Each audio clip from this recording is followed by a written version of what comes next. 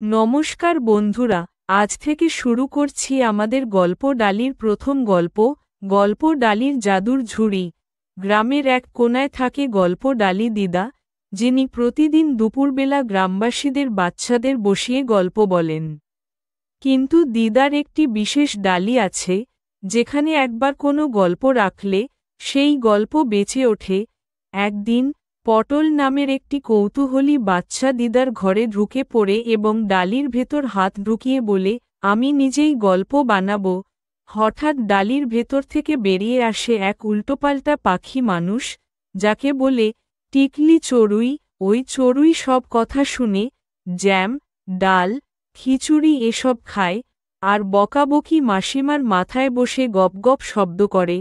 তারপর সারা গ্রামে শুরু হয় গল্প ডালির জাদু। ডালির ধরা পাকড়াও। পটল আর দিদা মিলে ঠিক করতে হবে কিভাবে এই ডালিকে নিয়ন্ত্রণে আনা যায়, না হলে রোজ নতুন নতুন আজব চরিত্র এসে সব এলোমেলো করে দেবে। শেষে সবাই মিলে ঠিক করে, প্রতিদিন ঠিক দুপুর 12টায় সবাই একসাথে বসে গল্প শুনবে, যেন গল্প ডালি জাদু ভালো কাজেই লাগে। এই গল্পের মূল বার্তা, গল্প হলো মনের খোরাক, যদি সেটা ভালো হয়, সেটা সবাইকে ভালো করে তোলে।